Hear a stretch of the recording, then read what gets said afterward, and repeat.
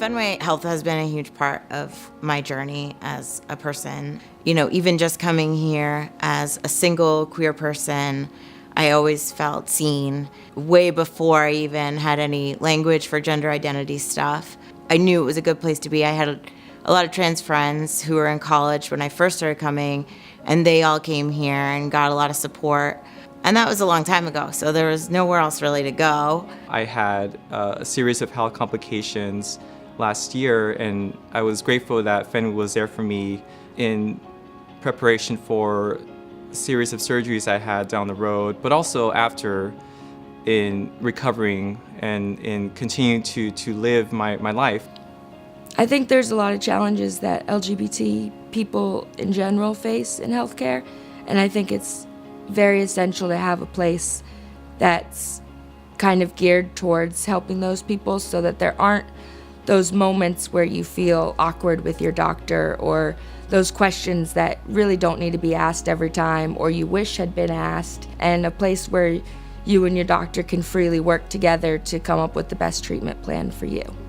I think the experience I've had at Fenway has been one of cultural competency in all the services provided, in having staff who are responsive to whatever needs you have, and just making sure you're doing okay. And I think that's something that everyone wants, and that's been my experience at Fenway. I recently heard of statistics that Fenway Health saw 4,000 transgender patients last year. And I'm a part of that community, even though we're spread out all over the place, even though people drive hours to come here for care. And that alone, you know, I walk in the door to pick up my prescription or come to a visit or go to the lab, and I see people like me in the lobby, in the elevator, parking just outside, or in Starbucks across the street. And I don't get to see that every day. And it's so cool because I'm not the only one with a story for like the first time. The first thing that I felt was relief.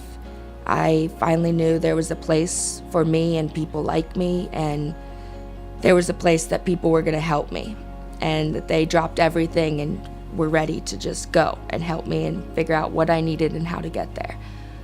I'm just proud of the idea that we are able to build some community.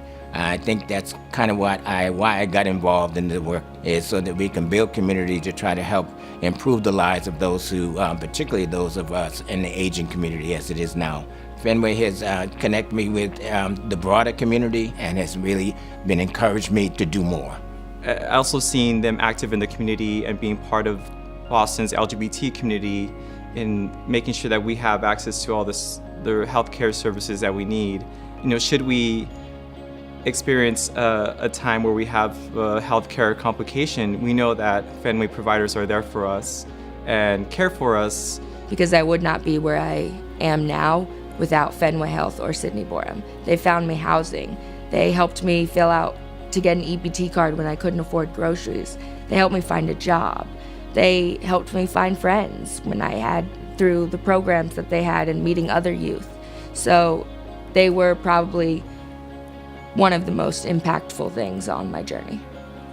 They're growing leaps and bounds, and it's a wonderful thing to see.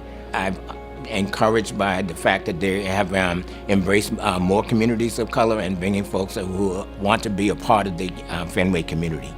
So if I had to summarize Fenway Health in 3 words, I would say they're reliable, they're trustworthy, and they're supportive.